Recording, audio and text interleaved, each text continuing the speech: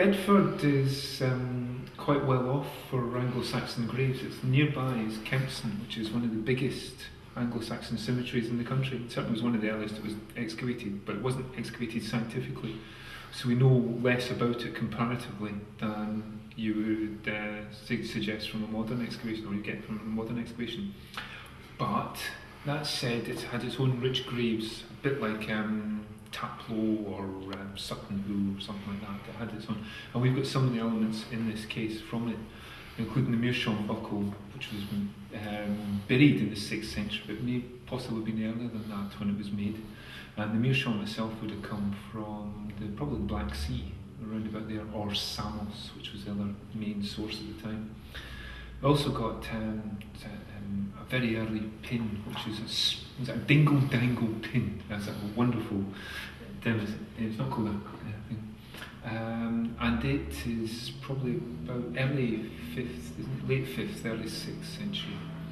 And goes with another grave which was found there, which is a type of sword mount, which is its direct parallels come from what is now Saxony, so it's quite early on.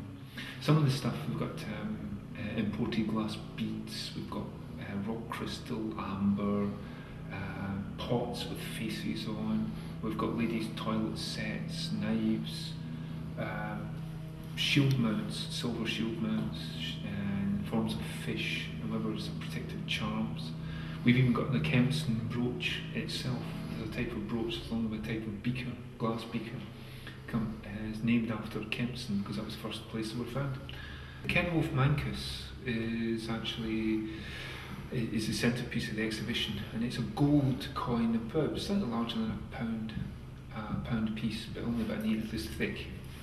And it is struck about 800 AD in the name of King Kenwulf, who was king of Mercia. He was actually king of most of England at that point, the most powerful kingdom in England at that time.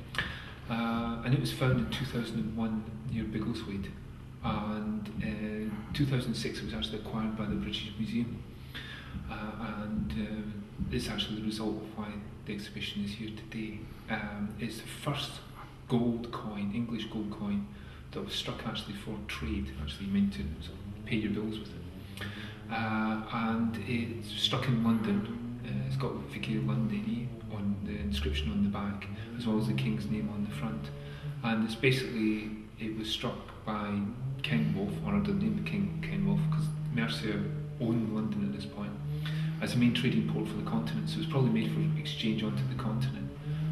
And it's quite ironic, because in the same case we've got Charlemagne's Solidi, which was struck at Dorstadt, which was the sort of counterpart of London, except slightly bigger, slightly more successful at the time. And this is Charlemagne, who was emperor of much of Europe at the time. Well, he's actually Western Roman emperor, is actually still trying to compete with the English kings at this point. We've got 2 exhibitions, major exhibitions coming off, dealing with Bedford and Bedford's sort of sporting heritage later on in the year.